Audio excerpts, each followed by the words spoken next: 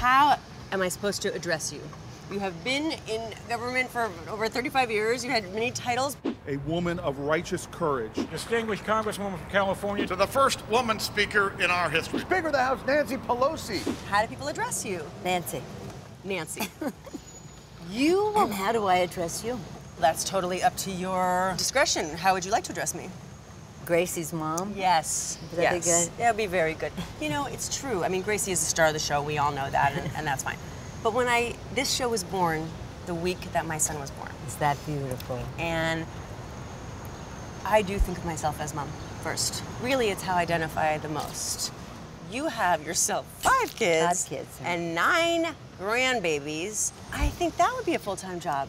Well, my motivation to be involved in politics springs from being a mom. I consider my work in politics an extension of my motherhood because I saw all that you described in terms of the affection, the love, the care that we have for our children, the opportunities that they have.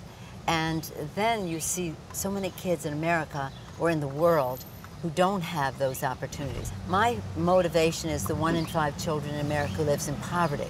So when I'm thinking of my kids, I'm thinking of the world I want them to live in. And so it's all connected. And you know, I never dreamed in my life that I'd go from housewife to House Speaker. Yeah. That's quite a jump. Homemaker to House Speaker, or even... I hope that's the title of your autobiography. No. But from, what do we say, from the kitchen to the Congress. Now, my daughter Alexandra, who's been on your show, one day she said to me when I was a member of Congress, but not in the leadership yet, she said, "Mom, I'm very proud of you. You're a pioneer." And I said, "Oh, because I'm a woman member of Congress? There aren't so many." And she said, "No, because remember when you used to cook and then you stopped? Well, now a lot of people stop cooking and you were one of the first to stop cooking." Figure it out.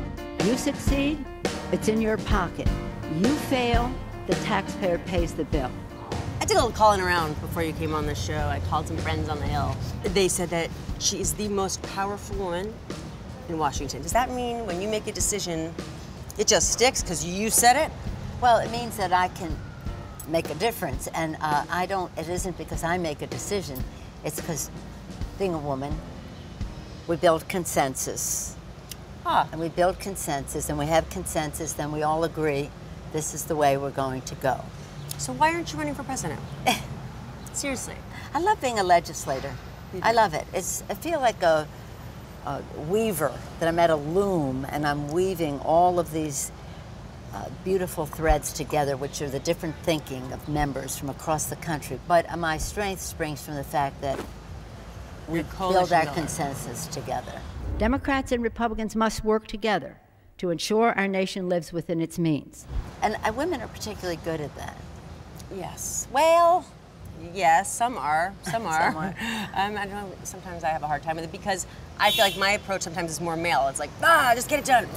No, I think that's very important for a woman to have that confidence to do it. And I always say to people, once you know what you want to do, you have your vision about what you want to do, you know your subject, so you have judgment about what the plan should be to take it there, you will attract support with your message because you know what you're talking about. Well, the second thing that everybody said about you, I mean, without fail, is, oh, she's a badass. She didn't take anything from anyone. She will stand up for it. She just nobody gets to pass her. I mean, that is what people say. You're so lovely and you're so kind and you're a Grammy to 9, and yet people are really terrified of you. No, they're not. People who underestimate Nancy Pelosi do so at their own risk. I always say, just be ready. Know who you are, know your power, that is to say what you bring to the table. You'll be ready, you'll be confident, and the public will have confidence in you.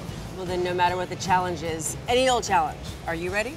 I'm ready. All right, I'm ready too then. Thank you so much for sharing your wisdom with me here on this show. There we go.